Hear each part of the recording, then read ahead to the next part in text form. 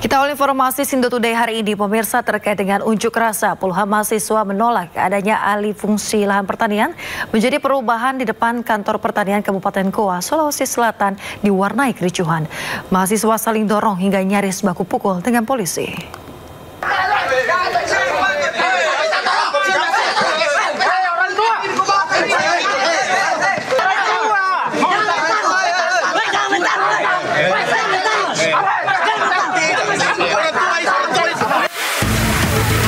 Kericuhan antara mahasiswa dan polisi ini terjadi saat puluhan mahasiswa yang tergabung dalam Aliansi Pemuda dan Masyarakat Kabupaten Goa menggelar unjuk rasa di kantor pertanian Kabupaten Goa, Sulawesi Selatan.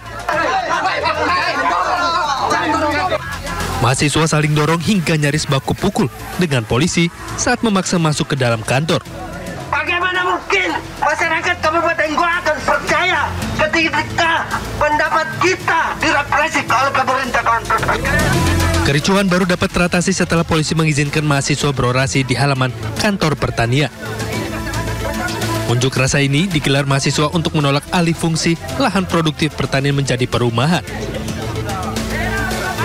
Mahasiswa menduga Dinas Pertanian setempat sengaja memberikan rekomendasi atau izin kepada oknum pengusaha yang akan membangun perumahan di lahan produktif.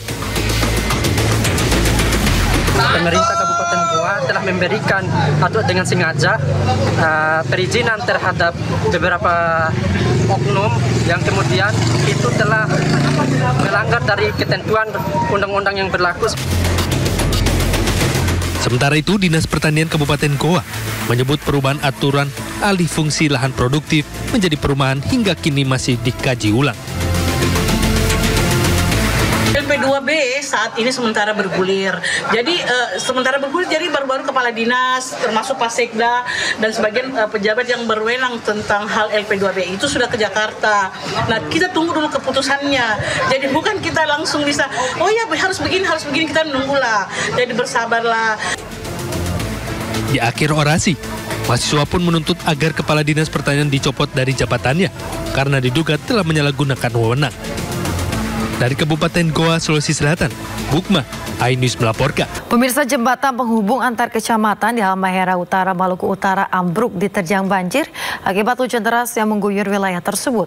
Akibat kejadian itu membuat satu kecamatan terisolir. Si jembatan Pasawane di Desa Saluta, Galela Utara sudah tidak bisa dilewati oleh kendaraan-kendaraan karena jembatan putus. Hujan deras yang mengguyur Kabupaten Halmahera Utara, Maluku Utara pada Kamis malam menyebabkan jembatan di Desa Saluta yang menghubungkan Kecamatan Galela Utara dan Kecamatan Loloda ambruk. Tidak adanya jalur alternatif membuat Kecamatan Loloda terisolasi. Sementara itu, masyarakat yang dibantu aparat berupaya membangun jembatan darurat yang bisa dilintasi oleh kendaraan roda 2 maupun masyarakat.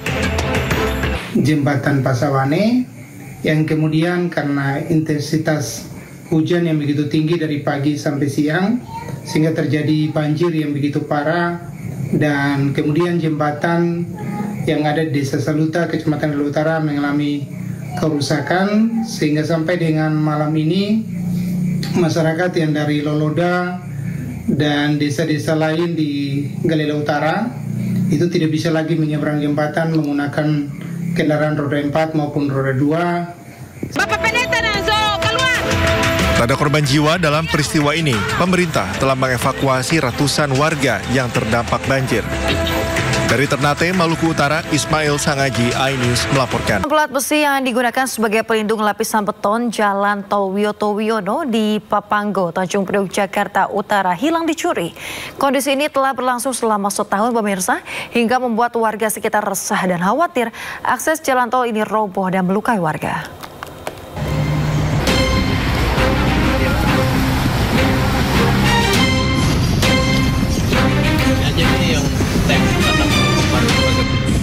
Inilah kondisi kolong tol Wiyoto Wiono yang dekat dengan permukiman warga Papanggo, Tanjung Priok, Jakarta Utara.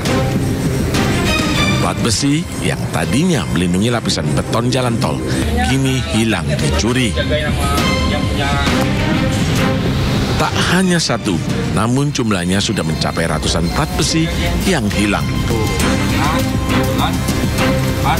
Kondisi ini membuat warga resah, sekaligus khawatir jalan tol Wiyoto Wiono roboh dan melukai warga lantaran plat besi berfungsi melindungi lapisan beton agar tak mudah terkikis, serta menjaga struktur beton dari kerusakan. Menurut warga, beberapa pelaku pencurian plat besi sempat terpergok hingga meninggalkan beberapa alat berupa kunci pas di lokasi. Habis kebakaran malamnya, nggak kapok-kapok kan? Masih disempatin nyolong, sehingga itu dibobol.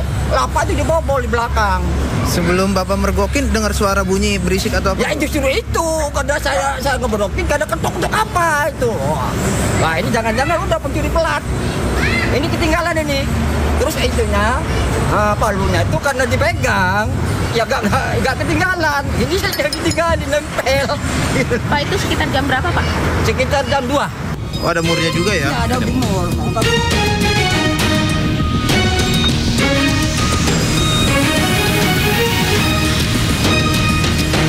Warga berharap pemerintah dapat memperbaiki kolong jalan tol Wiyoto Wiono Papangu agar tak memakan korban. Dari Jakarta, Sofyan Firdaus, iNews. Pemirsa, ribuan batang bambu bekas pagar laut di Desa Kohot Paku Haji, Tangerang menjadi masalah bagi nelayan. Nelayan kesulitan melaut karena perahu tertutup lumpur sisa pagar laut.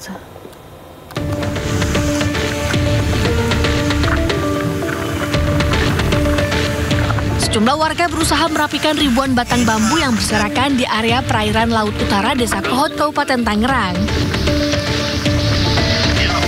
Ribuan batang bambu yang berserakan tersebut muncul karena surutnya air laut saat musim angin barat.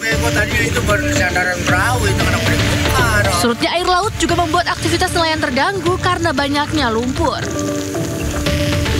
Salah seorang nelayan mengatakan tidak bisa melaut karena jika dipaksakan perahunya bisa rusak karena banyaknya bambu yang berserakan. Tadi rencana saya mah tuh yang itu tuh dermaga tuh jangan dibongkar, terus saya ini depan gubuk saya minta mohon jangan dibongkar.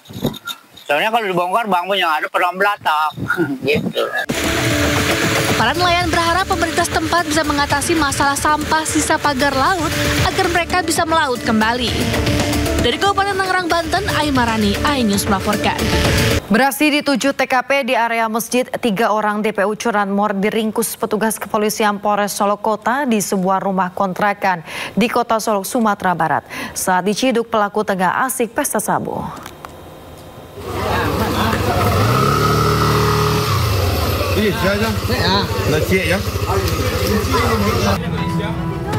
Petugas meringkus 3 orang tersangka curanmor di sebuah rumah kontrakan di Kelurahan Tanah Garam, Kota Solok saat menggelar pesta narkoba jenis sabu. Dari 3 tersangka, 2 diantaranya merupakan residivis yang sudah 7 kali keluar masuk penjara atas kasus curanmor. Selain mengamankan 3 orang tersangka, petugas turut mengamankan barang bukti 4 unit motor curian yang disembunyikan di salah satu rumah pelaku di daerah Muaropaneh, Kabupaten Solok.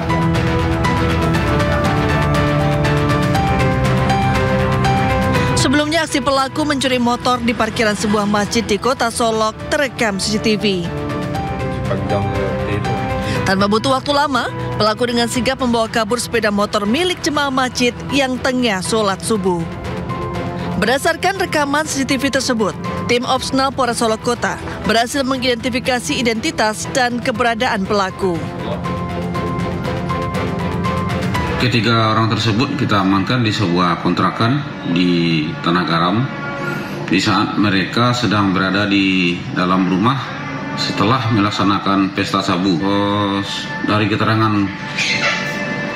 tersangka selalu pada dini hari atau subuh di saat aktivitas masyarakat akan dimulai dan sering mereka melaksanakan kegiatan di masjid-masjid atau musala. Berarti sasarannya memang parkiran masjid ya Pak? Iya. Tersangka dijerat pasal pencurian dengan pemberatan dengan ancaman hukuman di atas 9 tahun penjara.